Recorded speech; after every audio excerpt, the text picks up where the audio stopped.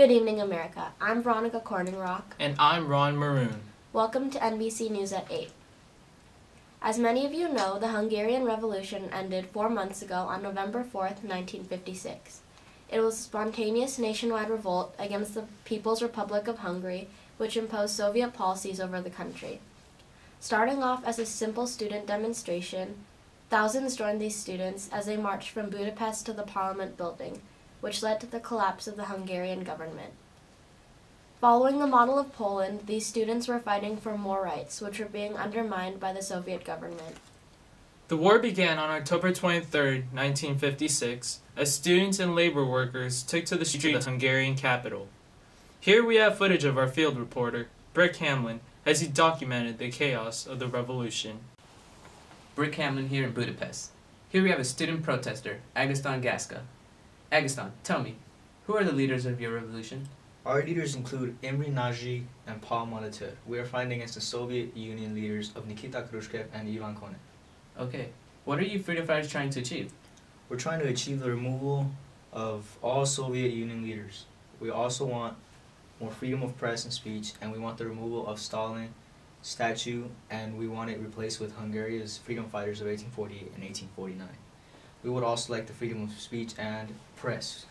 We also want freedom of the vote. What's going on? I'm being attacked by the Red Army.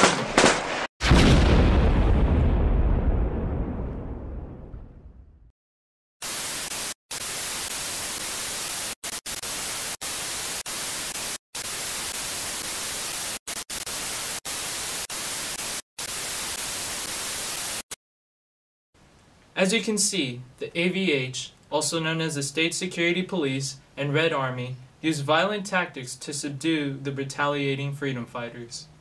Our sources say that over 30,000 Hungarians and 700 Soviet troops were killed in the conflict, and over 200,000 Hungarians fled as refugees.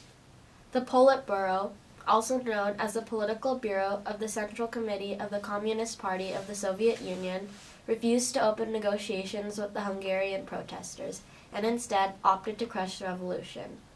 This led to the Soviet victory, and on November 14, 1956, a new Soviet government headed by Janos Kadar was established.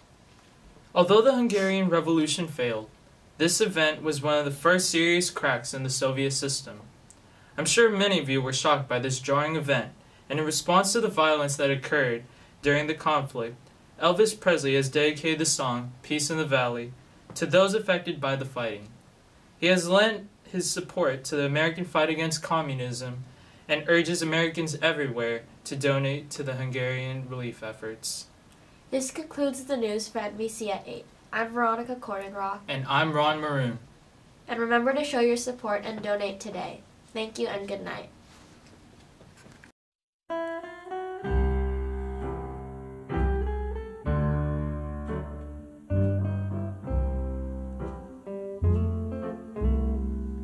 Well, tired and so weary, but I must